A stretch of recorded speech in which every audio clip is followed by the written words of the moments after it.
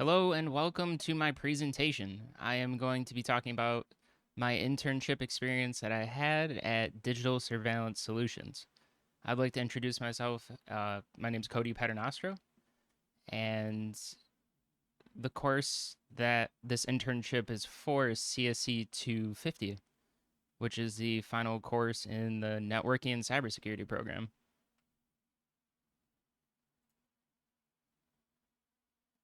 I'm going to take you into my presentation and I'm going to bring myself along. Hello. So this is the table of contents for today. Number one, I'm going to talk about the company, the software, the plan, and the results. So mainly this presentation is going to cover scripting and video management systems. So let's get into talking about the company. Digital Surveillance Solutions, DSS, I'll probably refer to it that way more. It's a little bit easier to say. They were founded in 2004, and they are a security system installation company. So what does that mean? You can look at it from the sense of video management systems or like physical security in the sense of door locks, access controls, and such. Now, those are all different areas, but they're all very similar in today's age where everything is digital. The door locks and access controls use software called S2 to manage everything, to whereas the cameras, it's just completely Milestone. And Milestone is really what I'm going to be talking about today. I listed on here their endpoint protection, Sentinel-1. That'll pertain a little bit later into the script and where I had some issues and I had to work around some stuff. Another thing I'd like to mention is some of the modules that we're going to be talking about today for PowerShell. MilestonePSTools is a module that interacts directly with the MIP SDK, as it is referred to, and that is what's behind the scenes for the Milestone software. And when you're using the MilestonePSTools software, you're able to connect into the back end of Milestone through PowerShell. Give a person PowerShell and they will do their job. Teach a person PowerShell and they will automate their job. That is from a book I actually bought before I started taking the internship. It was a continuation on PowerShell in a month of lunches, I believe it was called. Milestone XProtect. So this is kind of, I just broke it into two areas here for everyone. There's security and access and manage.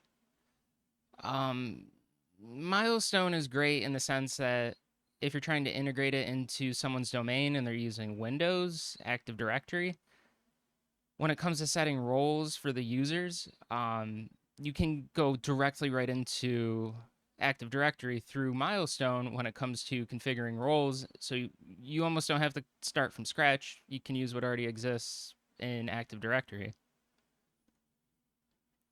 I put here the CIA, confidentiality, integrity, and availability. That's something we don't want to forget about when it comes to cybersecurity. For access and manage, I broke that into two parts to where there's the customer and the support team. So when you're using Milestone software, no PowerShell involved, everything that comes in the XProtect software suite, you end up with a smart client and a mobile application, and that's really just for viewing things. For the support team or tech support, you have a management client, which takes you directly to the recording server. And you also have Windows PowerShell. During my time there, I seen that they really weren't using PowerShell too much because they didn't really have to. A lot of the stuff they could kind of just click through to where you'd kind of balance both for daily objectives, and you're like, well, but I seen that they were doing daily checks for their cameras just in a very not the most efficient way. So immediately, I think it was my second day there, and I was like, does this work with PowerShell? And then they started showing me some scripts that they had. So on the left here, we have Milestone. Milestone has relevant services. I have listed the management server, recording server, and event server. These are all services that are installed as soon as you install the software, and you can interact with all of those through a module in the middle here, MilestonePSTools. And as I mentioned before, Milestone uses the MIP SDK to access .NET Framework classes. That's so important when you consider PowerShell, and I learned that a lot through this whole experience, is how much you can actually do with PowerShell regarding .NET classes, and I guess with PowerShell 7, the .NET Core open source framework. So over here on the right, I have PowerShell to where you can use a CLI and you're not using the GUI, and you can write scripts and automate things. One thing I'd like to note from any other area specifically is that PowerShell for MilestonePSTools is strictly Windows PowerShell. So you are kind of limited to some of the things that are available to you because of that. Developing a plan. Let's first start out with the goals. I guess I could summarize all of these very easily. So here I put automate camera checks, multi-site camera reports, and ticketing. I knew this was going to involve a lot of collaboration because I've never seen any of this before, and I knew it would be important to communicate with people and to kind of start to understand what they actually needed out of a script and how it would help them. So I wanted to observe and discuss daily workflow, the things they do, take recommendations from employees. So then it came down to research, and that was really kind of getting into the Milestone software and seeing what I could actually do with that MilestonePSTools module. And then this is where it just got really serious and heavy in the scripting. So I knew anything I developed, I'd have to test. And the biggest thing that I was worried about was returning any false positives, because we don't want that when you think something is working and it's not actually true. It's kind of a disappointment, but that's part of the process from what I've learned so far. So these were my results that I had. On the left here, I came up with a utility. I would call it a utility at this point. So this is something that technicians can use to where they're going to connect directly to one site. And when they connect, they can generate this camera report, which is actually opened in Excel. It's exported as a .xlsx. That was like the start of my script. That was great for me to develop in, and anything I wanted to add, I could just put in that looping menu. And I knew later down the line that everything I made, it's going to have to be pulled out and put into this center section right here, which is just fully automated, like a script that can be scheduled to run as an event, as a job, every 24 hours. And this is the really important thing here, because the portion of this is going to have to take credentials, IPs, and usernames to connect in a series. So you have your IP and you have your username and password. Number one, how are we going to handle that? Number two, how many sites are there actually going to be? And number three, how am I going to preserve all this data and come up with a way to have ticketing? That was added in about the middle of my internship, and that got pretty crazy, but I was really determined to kind of take on the challenge. So coming over to the right here, I developed like another small utility that installs all the modules that you need. That's import Excel, Malazar, which is actually, it's the closest solution that there was for MalKit, and what else did I use? There was one more that I did use.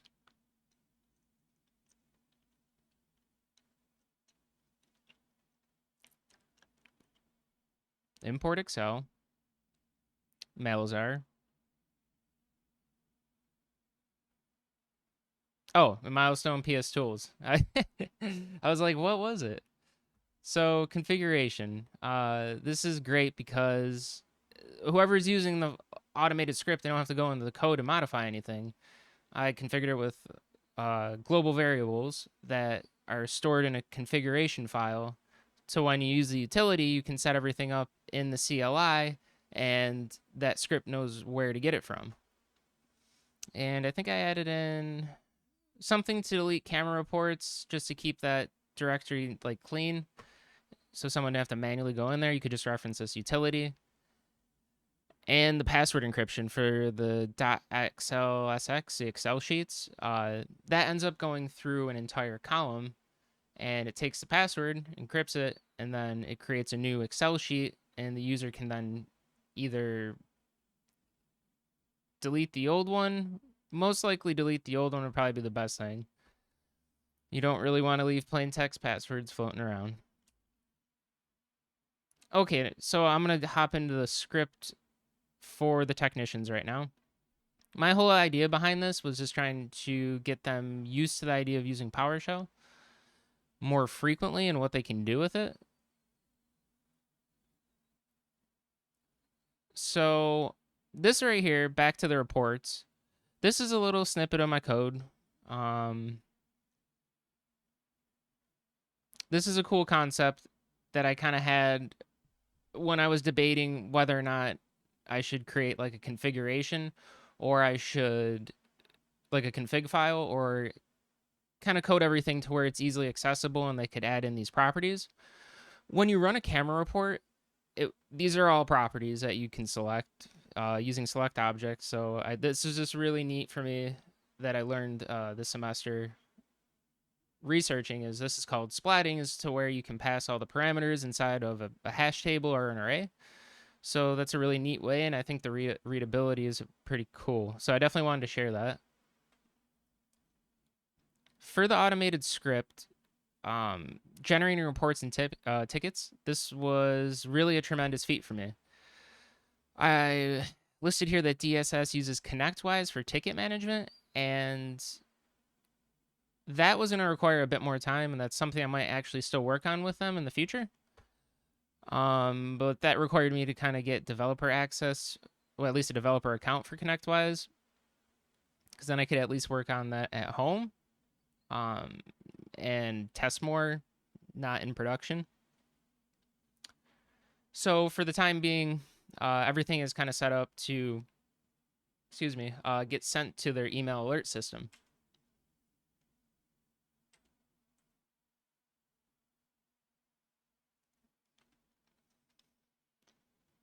So producing the spreadsheets right here, this was another really big challenge I had, and this is going back to the start of the presentation when I mentioned their endpoint protection.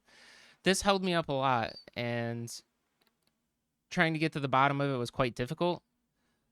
So they have two commands that are available in the MilestonePSTool module. There is get camera report and get VMS camera report. Any of the VMS commands that they kind of added was just better naming convention, number one, but they totally redid the entire module specifically for that command, to where when you're using your one terminal, it's going to use multi-threading in run spaces. So long story short, it ended up being that there was a slight delay when that command ran, and this endpoint protection actually was terminating a reference to the job class that they created to handle all the jobs. So when they're done, it gets sent back to one object, which would then have all those properties and everything that I was talking about before.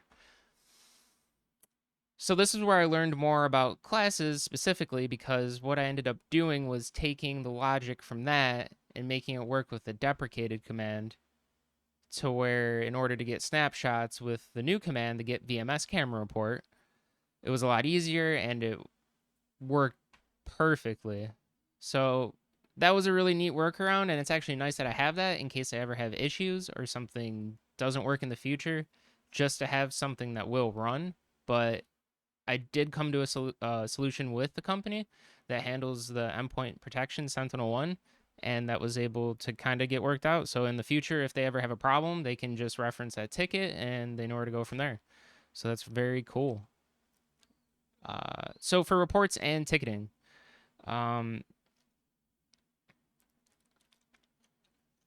second, I want to hop back here real quick. This is actually the Excel sheet, the report.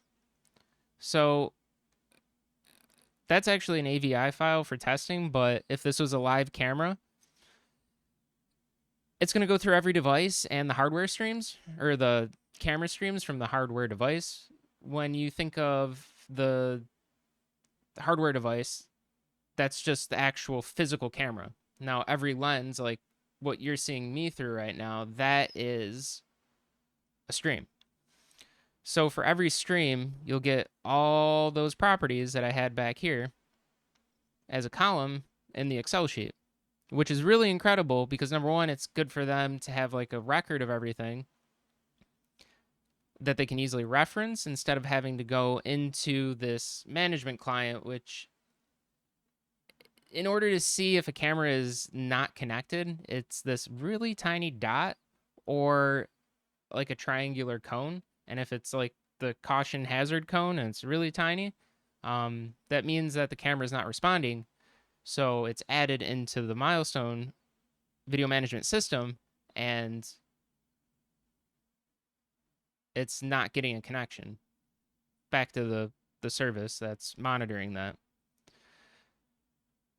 So that is definitely huge. And then for the customers, if they ever want a full itemized list of the inventory of all the cameras, they can just send them this that they'll have every day now. So I thought that was very cool to kind of bring to that company. So as those reports are generating, I made sure to keep all of that data as a live object. As I kind of went down the whole flow of data from function to function, I knew for a ticket that I'm going to need the company name. So it was actually really, this is where I was able to really kind of make this work for when they asked for the ticketing, is because back on my Excel sheet over here, do I have a better, this field right here, the site name, this can't be changed. Any of these names right here, those cannot be changed.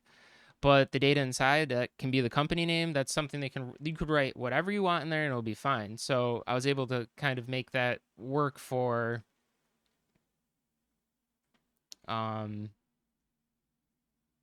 here for the tickets. So this is showing, this is the fully automated script up here running. It's connecting to a B site. That's the username. That's the device that's actually connecting there at that IP. So this is running the report. Right there, I have it saying, I have output coming back saying that the report files are created in a directory called reports off the root of the script. And if that directory doesn't exist, it tests the path and it'll create it if it doesn't. If it does, it will not overwrite it. So it'll just add that file in there, and then that'll go in a folder for the date, and then you'll have your reports in that order. And going back to my utility that I had earlier, it'll go back into that reports folder that's off the root of the script, and it'll delete everything but the last 10 days, so it'll keep it nice and clean in there. So that is another feature that I decided to add in there. I was just really coming up with so many ideas as I was working on this that I just couldn't stop. So once that's done, there's some logic in here to where for making a ticket, you don't want duplicates. So in order to do that, this is where things got very granular. But this is my end result right here. This is the hardware name right here. I got the MAC address, the IP. It would have been nice to use like some sort of regex here to kind of just get rid of the HTTP, but then I was like, well, if it's HTTPS, that's kind of something that might throw off, but at least for my testing, I would assume that they're using HTTPS TLS. And I have the company name there. How does it work? So in reference to the PowerShell objects, each camera is an object containing properties. I'm filtering by the state property specifically.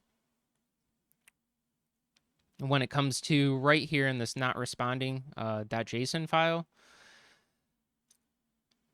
anything that is not responding is just going to get appended into this log.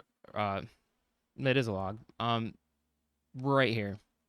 When coming over to the progress.json, this is going to work in tandem with progress.json is going to work in tandem with not responding.json in the way that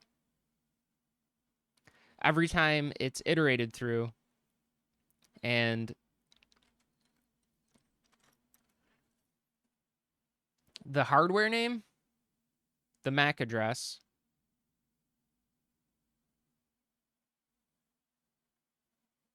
was hardware name, MAC address, and the site name. Those are the three things that if they are the same, as you can see here from me testing, you will end up with a count increase of 1 every time it happens. So it just keeps getting added to, and that's stored inside a hash table, which is quick for processing. And I don't see where I could have too many issues with just this amount of data to where it'll become out of control. So going back here, when it shows right here that the ticket is being created, the property that I have for the object that's created right here in the progress.json, that is going to be triggered to a Boolean. So the only time a ticket will be created is when it's detected here for the first time, and it's also marked false here. So if you meet those two conditions based off the filtering happening here for the same hardware name, MAC, and site or company, site company, that is when it'll be put into here to then be iterated through and then filtered by those two other things. So this took the most amount of time out of anything. That got pretty fun. So how does it work continued? So I did mention this earlier. Reports are added by date.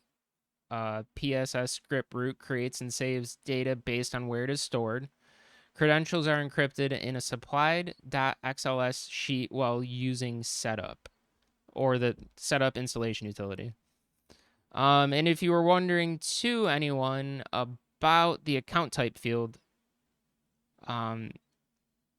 in the Milestone software itself, you don't have to use Windows or Active Directory. You can have this account referred to as a basic user, which is not the best security practice. And I was talking to my supervisor about that, actually.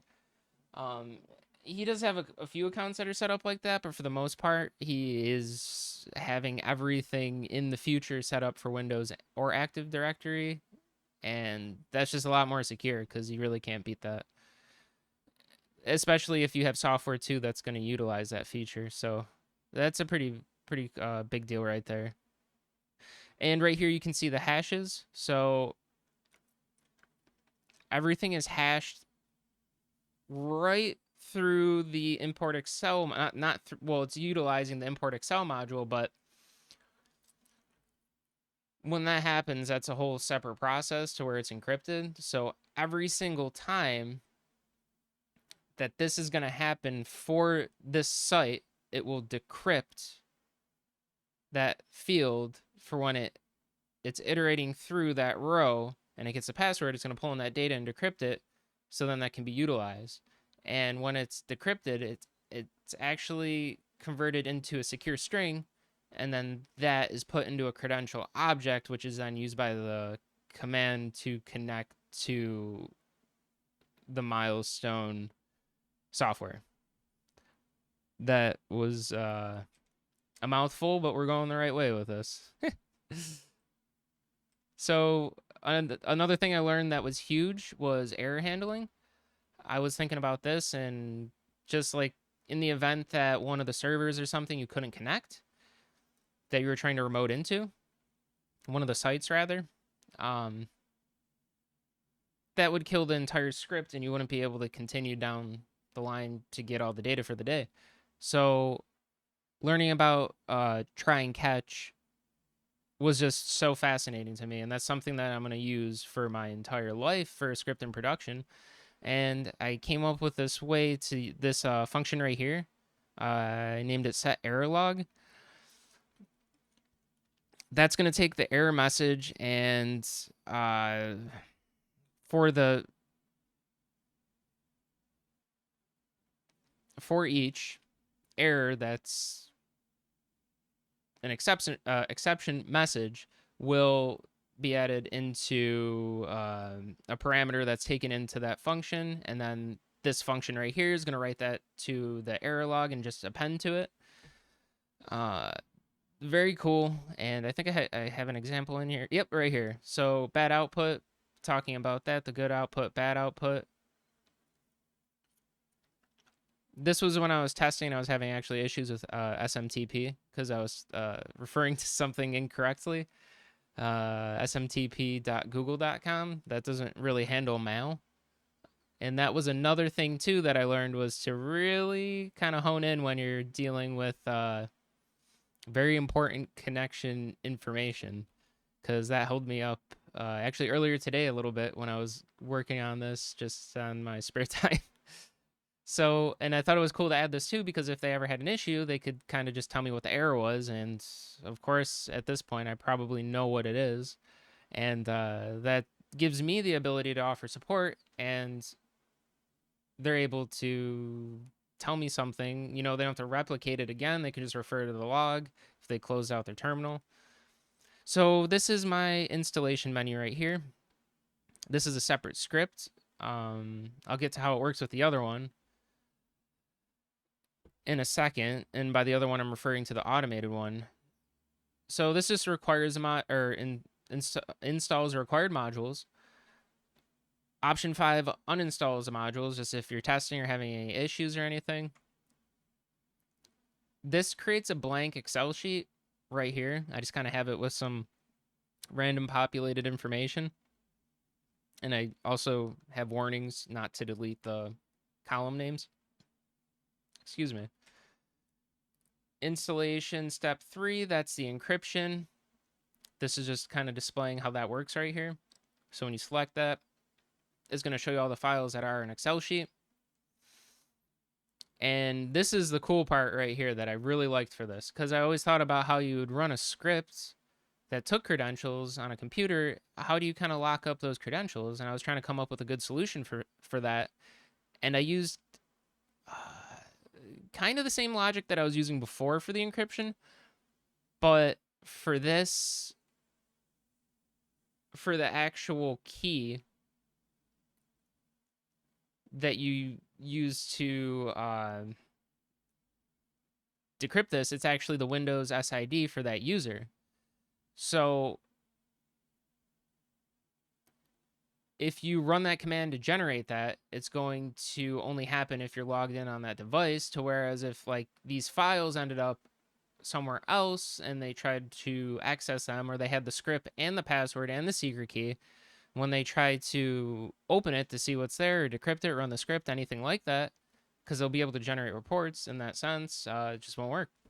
So I guess that's a nice, this is something I'll definitely use forever, because I've yet to find a better solution that isn't using a key manager. So installation step 4, configuration. This is where the config.json will store global variables, allowing the user to easily select export path for reports if using a shared network drive. That was something I wanted to account for too.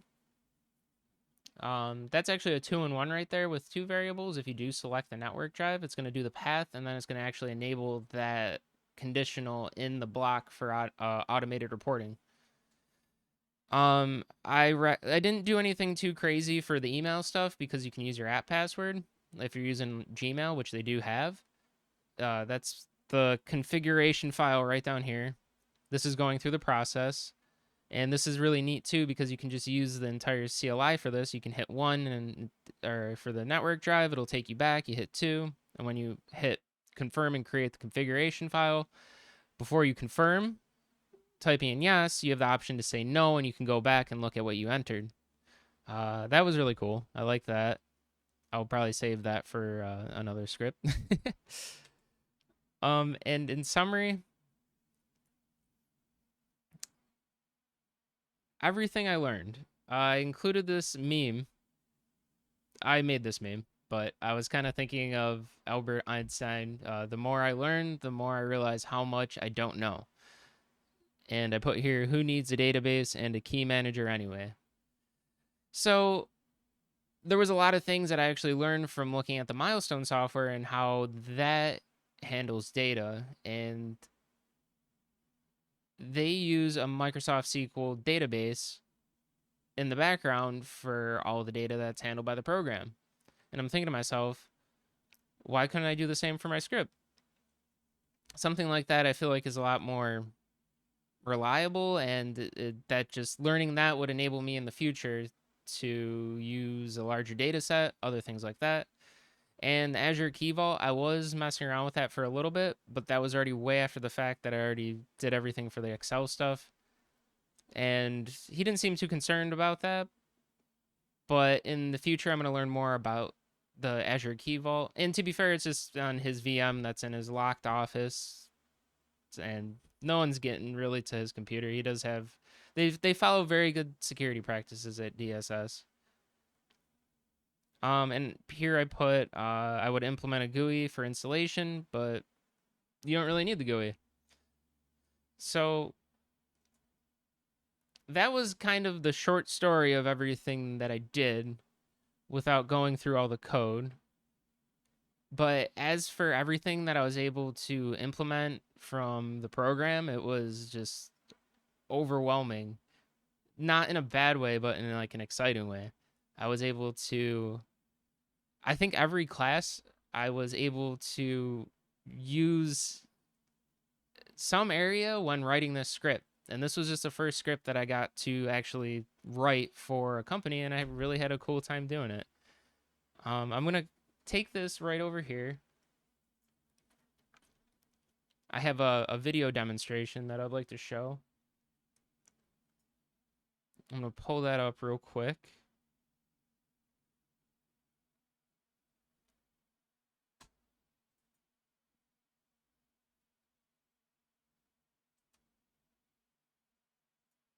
Here we go. So I'm just going to talk while this is happening. This is just going to the directory. This is what you'd be provided with the script upon getting it.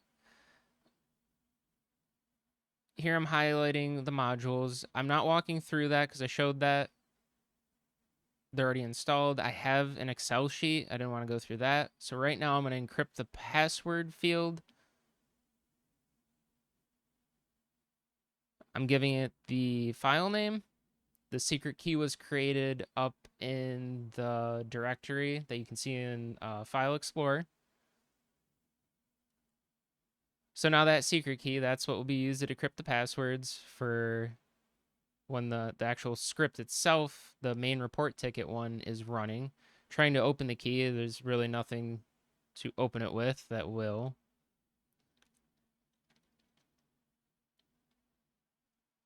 So now we're going to go into the configuration file. This is asking if you want to use email ticketing because I was kind of setting it up to use the ConnectWise management ticketing system. And this is just walking through populating everything.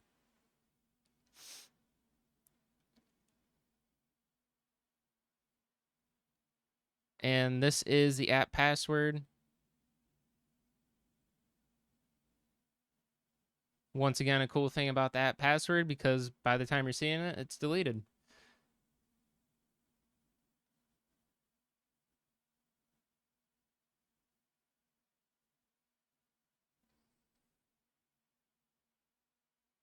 And right around this point, everything is almost done. We just have to give it the encrypted passwords.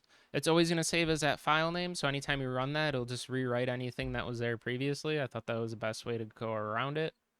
And right here you can see everything is encrypted. Well, just the passwords.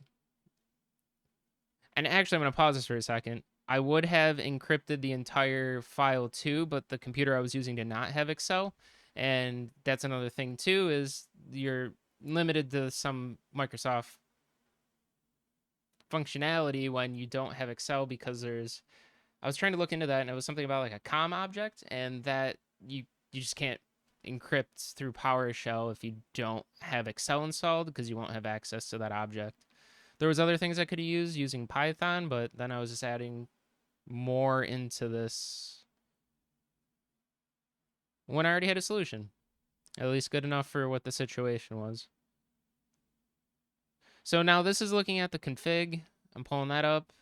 You can see that's all the global variables right there.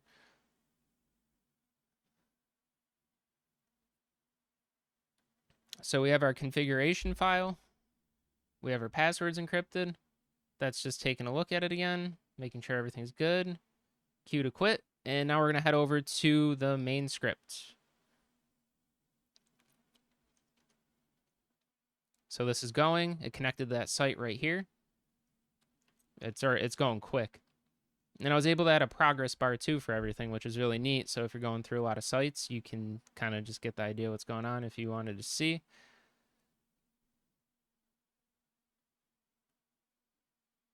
And the emails were sent. That's just looking at the information that's being reported. You get a complete idea what happened. This is the not responding log, and that's just every object that was with the state property not responding, and those are all the fields that were included for this portion. Because I could also add all of that information that's right there to the ticket actually, and it's going to get passed into this progress JSON, and that's the count. It says 2 because it was testing. You wouldn't have duplicate sites like that in production. And the ticket's created. That's put on true. And I'm pulling up my VM that's running the service, the Milestone server. And it looks like I had 2 management clients open. Those are the 2 camera streams that are not responding. The one with the red dot in the middle, that's actually disabled. So that's not going to come up in the report. It's only enabled cameras that are not responding that are going to come up for this ticket.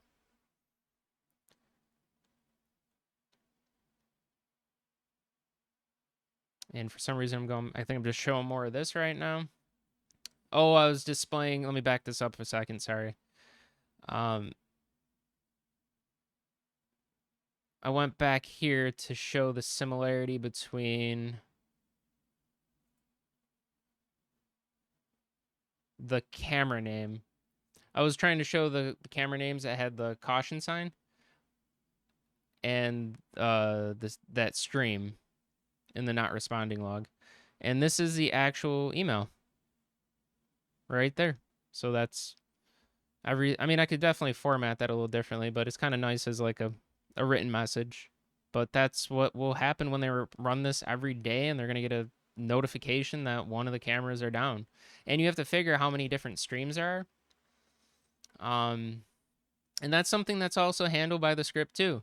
So say if there's multiple streams, they actually all get consolidated into one object that's shown in the not responding log. So all those associated streams, you would end up with multiple tickets if like one lens wasn't working, or which does happen too, because this was like the collaboration aspect. Like every time I had a question, I was able to get the answers that I needed from real life experience. So I was able to just come up with a really granular solution for them. So it's really neat. And that is from, because I'm running 2 reports, so it's going to happen twice with the tickets. I just renamed the site that's in that Excel sheet. And yeah, awesome. Oh no.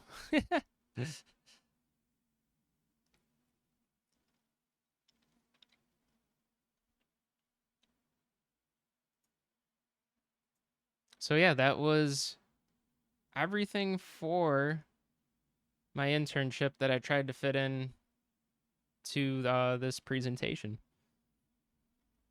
So I want to thank everyone for watching, and I hope you're able to learn something from what I discussed today. And